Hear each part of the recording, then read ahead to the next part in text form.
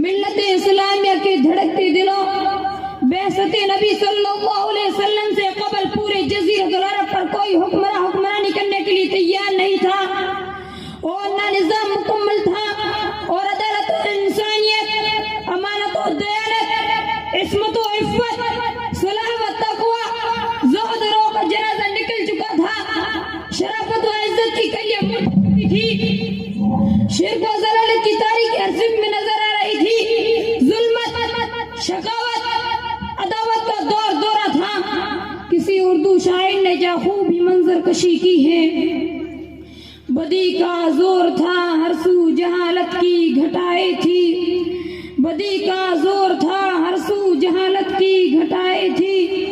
जुल्म व सितम की चारों तरफ फैली हवाएं थी। जरा सी बात पे तलवार चल जाती थी आपस में। जरा सी बात पे तलवार चल जाती थी आपस में तो फिर जंग आती ही ना थी दो चार की बस में। अगर किसी लड़की का घर में पैदाइश का जिक्र सुन लेते तो मासूम को जिंदा जमीन में दफन कर देते। मेरा जो भी बुराई थी सब उनमें पाई जाती थी। ना थी शर्म है आंखों में, घर घर बेहयाई थी। जब अल्लाह ने उन पर अपना आराम फरमाया तो अब्दुल्लाह के घर में खुदा का लाड लाया। कुदरत खुदाबंदी ने उस पुरफुदन दौर में शादाया ने लात और उज़्ज़ा को रुश्द के रास्ते पर गामजन करने के लिए फारान की चोटियों से आफ़ताब रिसालत सल्लल्लाहु अलैहि वसल्लम को तुलू फरमाया। मक्का में तुलू आफ़ताब के वक्त आफ़ताब रिसालत सल्लल्लाहु अलैहि वसल्लम आमिना के लाल, अब्दुल्लाह के लखते जिगर, अब्दुल मुत्तलिब के नूरी नजर तमाम अनवार बरकत के साथ तशरीफ लाते हैं। आप ऐसे वक्त में पैदा हुए जिसे लैल व नहार दोनों ने फैज़ हासिल की हो। सुभान अल्लाह, सुभान अल्लाह। एक अजीब माहौल है, नूर ही नूर नजर आ रहा है। पूरे मक्का में अनवार इलाही का नुज़ूल हो रहा है।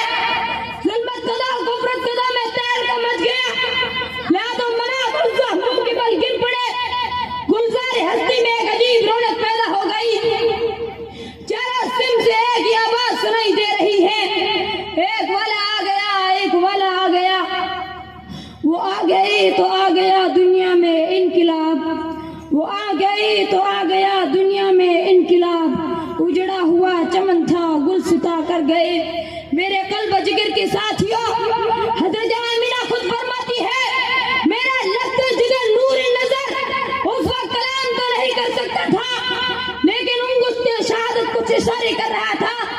वो शरह क्या था? वो शरह अशहदु अल्ला इलाहा इल्लल्लाह का शरह था। कल्बे आमिना में मसरत व खुशी की हद न रही जब आप सल्लल्लाहु अलैहि वसल्लम की अदा को देखा, लेकिन कुछ गम के असरात भी है। फरमाती है काश आज अब्दुल्लाह होते तो इस लखते जिगर को जो चांद से भी ज्यादा खूबसूरत है देखकर कितने खुश होते और खिलौना वगैरह लाते। घर से आवाज आती है ए आमिना फिक्र मत कर, मैं इसका रब हूँ, मुरब्बी भी, उस्ताद भी, सब कुछ मैं हूँ। अगर ये बच्चा खिलौना मांगे तो चांद को खिलौना बना दूंगा। अगर सैर तफरीह को दिल चाहे तो मैं रात पे बुला लूंगा। अगर शहादत तलब करे तो पत्थरों से भी कलमा पढ़ा दूंगा। उसके बाद अब्दुल मुत्तलिब आते हैं, सवाल करते हैं हे आमिना कोई नाम सोचा? हजरत आमिना फरमाती है जब से ये बच्चा पैदा हुआ है जबान पर काबू है न कल्ब पर। जहन में कई नाम आते हैं लेकिन दिल में दस्तक होती है कि मोहम्मद मोहम्मद।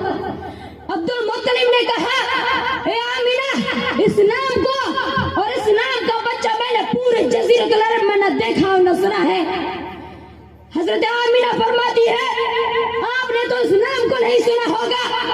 इस जैसा बच्चा पूरे जज़ीरतुल अरब में या पूरी दुनिया में मौजूद ना होगा।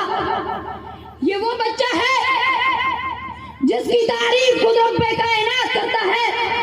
व रफ़अना लका ज़िक्रुक। मिल्लत इस्लामिया के पास बनो। आप सल्लल्लाहु अलैहि वसल्लम का नाम मोहम्मद ही नहीं था बल्कि उन्वान बन गया था। हमारे नबी सल्लल्लाहु अलैहि वसल्लम के अंदर हजरत आदम की सूरत थी, हजरत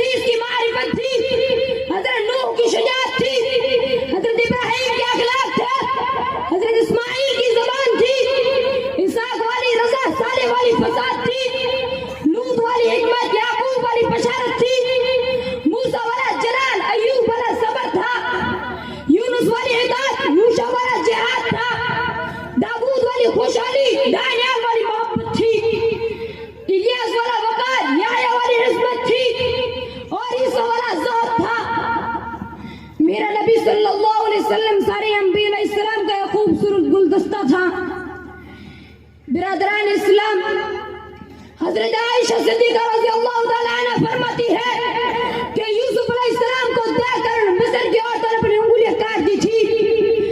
अगर वो महबूब किबरिया सल्लल्लाहु अलैहि वसल्लम को देख लेती तो अपने दिल काट देती।